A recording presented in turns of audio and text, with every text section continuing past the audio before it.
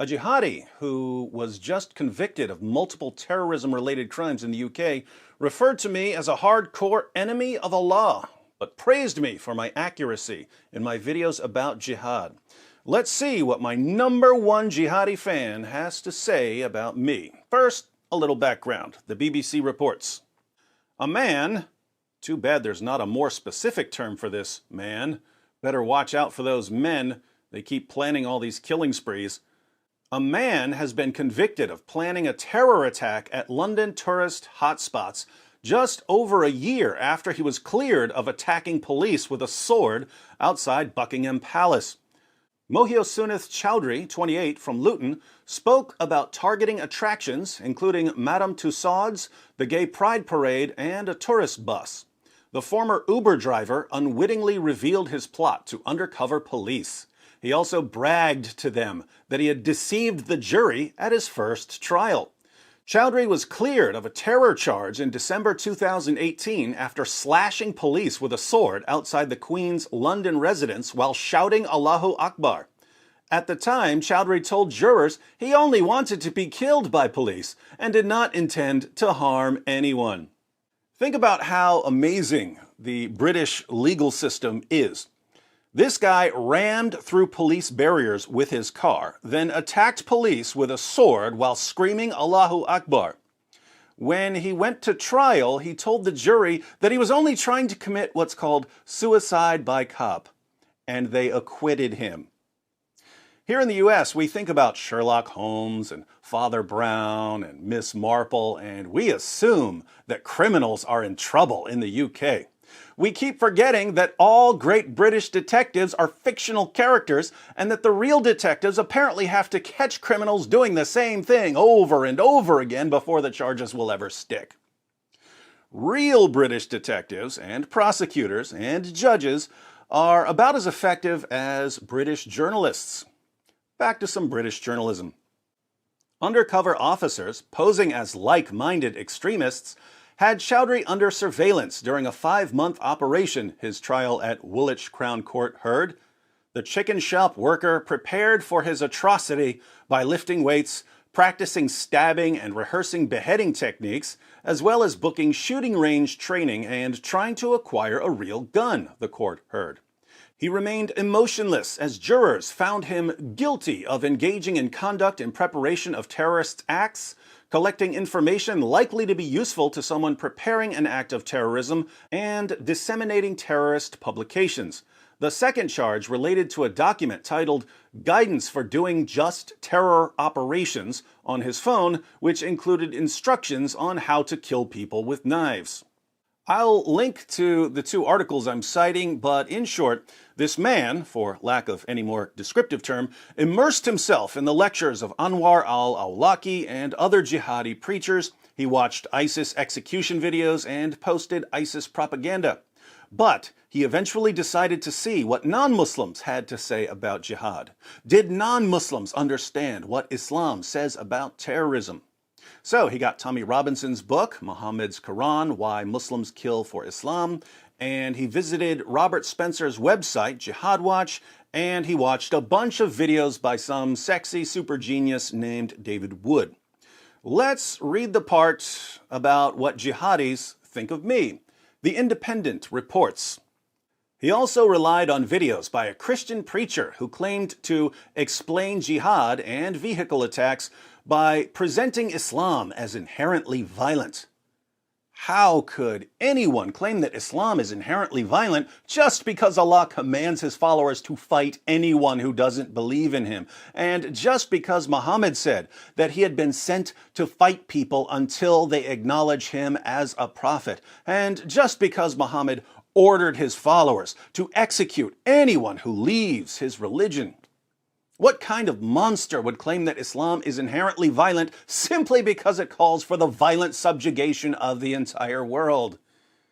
Chowdhury described American David Wood as a hardcore enemy of Allah. Got that right, Miss Marple. To undercover police, but added he does a better job of explaining Islam than most speakers in the West. This guy's on a roll. He repeatedly shared Mr. Wood's videos. Mr. Wood's videos? Mr. Wood, I didn't spend years earning multiple bachelor's degrees, multiple master's degrees, and a Ph.D. in philosophy just to have some second-rate hack for a third-rate garbage tabloid call me Mister. Side note to everyone else, feel free to call me David. I only pulled a doctor card on these leftist, fish-wrap propaganda jockeys who keep miscredentialing me. He repeatedly shared Dr. Wood's videos with the officers, instructing them to watch them and describing the passage on vehicle attacks as a really good breakdown of options.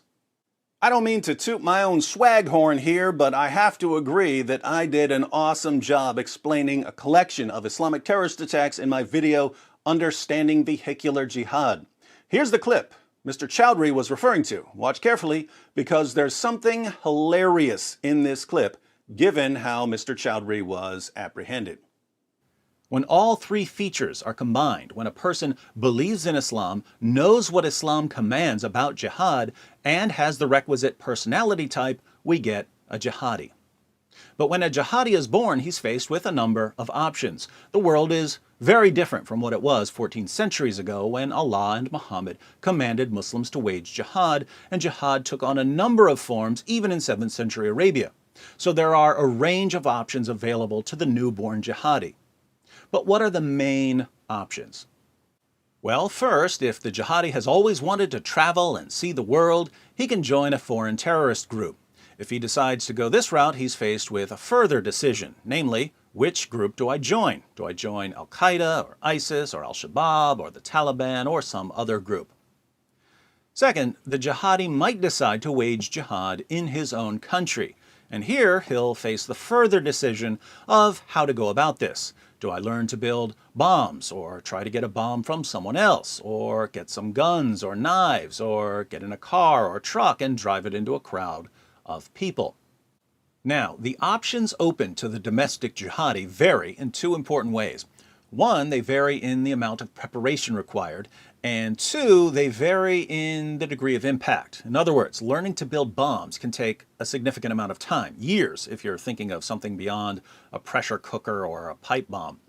But the results can be pretty terrifying if you manage to blow up a bunch of people. Guns may be more or less difficult to acquire depending on where you live and who you know, and the impact may be more or less potent depending on how quickly someone's going to shoot back. Grabbing some knives from your kitchen drawer is simple enough, but the outcome probably won't be particularly devastating. You can only stab or slash so many people before you're shot or tackled. Or you can get in an SUV or something larger and drive it into a crowd of people. Notice that the vehicular option doesn't take much preparation and that you can potentially inflict a lot of casualties so long as you have a heavy enough vehicle and a sizable crowd of people. So if you're weighing your options and you don't think you'd be a good bomb maker and you think you'll have a tough time getting a gun and you want to do something more than just stab a few people, vehicular jihad is going to catch your eye. Another option. For people who don't want to die, there's the option of supporting jihad financially. Muhammad himself said that people who pay for others to wage jihad receive the same reward as the jihadis who fight. So if you've got a business or a good job, you might decide to fund jihadis. This is why we've seen so many cases of people being charged with sending money or supplies to various terrorist groups. Even groups like CARE have been caught conspiring to fund terrorist groups. Finally, you might believe that you're supposed to wage jihad, but you might not like any of the options currently available, so you might decide to wait patiently. Here you're waiting for something to come along that jumps out at you as a mission from Allah. You're convinced that you're called to fight, but you're not convinced that any of the options currently on the table is the way to go. Hence, you wait. And polls show that many people who agree with jihadi doctrine aren't actually waging jihad. They're waiting. So now we're in a position to understand the rise of vehicular jihad. Years ago, Al-Qaeda set the bar for a successful terrorist attack pretty high. A successful terrorist attack was crashing planes into buildings or blowing up subway stations, mass casualties, go big or go home. And for years, aspiring jihadis attempted to recapture the success of the 9/11 attacks or the 7/7 bombings. And they failed. Over and over again, jihadis would get caught trying to buy bombs from undercover FBI agents. They would then go to prison, and instead of inflicting terror, they convinced us that the FBI is really on top of things. Eventually, a few jihadis concluded that successful small-scale attacks would be better than failed large-scale attacks. So instead of plotting to blow up a building, they would grab a knife or an axe or a gun or a small pressure cooker bomb and go stab or hack or shoot or blow up a few people in the name of Allah. These small-scale attacks wouldn't be as dramatic as the 9/11 attacks or the 7/7 bombings, but they were much more difficult to stop than large-scale attacks. But even though small-scale attacks are more difficult to prevent, they're not always impossible to stop. Police can keep an eye on people who buy guns or who download instructions to build pressure cooker bombs. If someone's carrying a backpack onto a train, police can tell him to open his bag. But how do you stop someone from getting in his SUV and driving it into a crowd of people? Until he's plowing through the people, he hasn't done anything. How do you stop someone from renting a U-Haul truck and heading towards a local parade? You can't. And jihadis are now recognizing that for those of them who don't want to join a foreign terrorist group and don't want to support jihad financially and don't want to wait indefinitely and don't have access to bombs or guns and would like to do something more spectacular than stab someone, the best rewards to risk ratio is vehicular jihad. Extremely low risk of getting caught before the attack, very high rewards in terms of terror, casualties, and injuries. It took jihadis a while to realize this, but after a few successful attacks, they've caught on. So good. Thanks for plugging it for me, Independent. The link to the full video is in the description box. By the way, did you catch the part where I pointed out that jihadis keep getting caught because they keep going to undercover FBI agents?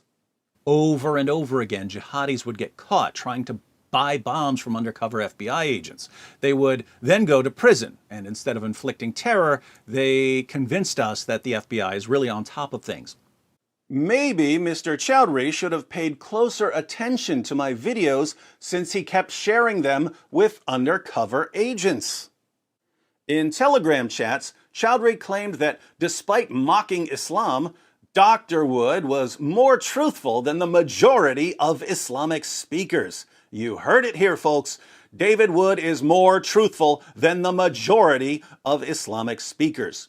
He told the jury, so he was still talking about my videos at his trial. Those must be some good videos.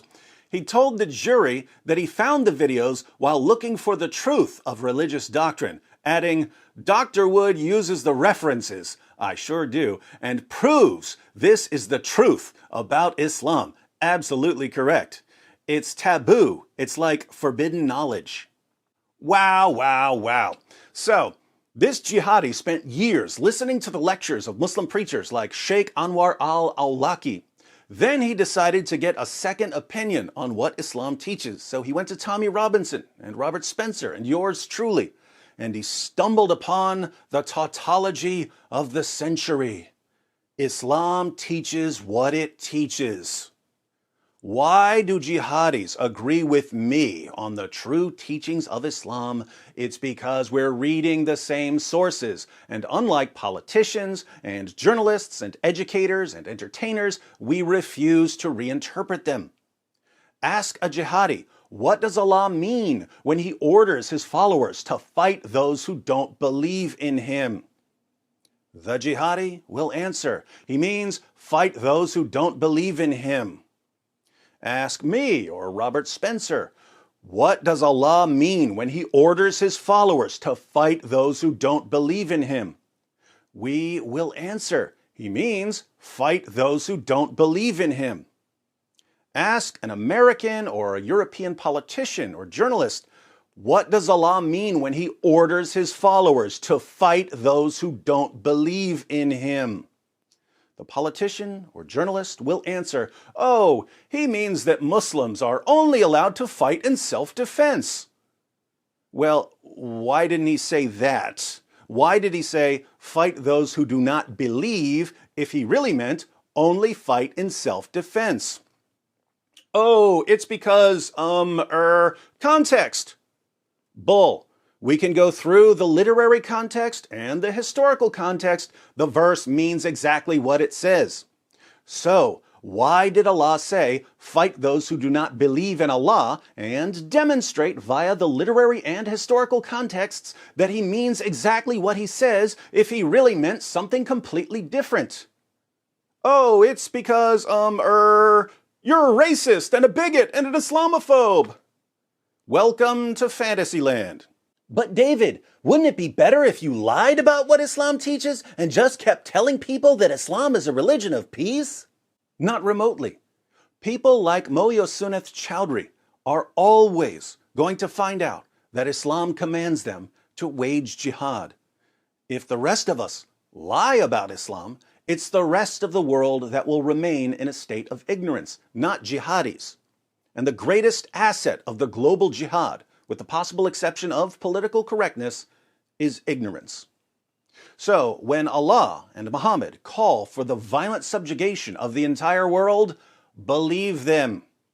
When jihadis tell you that they've been commanded to violently subjugate the entire world, believe them.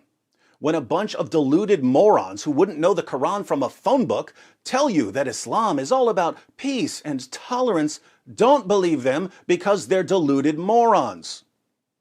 Well, now that you know that my videos about jihad have the jihadi stamp of approval, how about watching a few of them and becoming part of the solution? I recommend starting with the 3 stages of jihad, then moving on to the much shorter jihad triangle, followed by understanding vehicular jihad, and finally the Quran in context. The links are in the description box, and there's plenty more where those came from.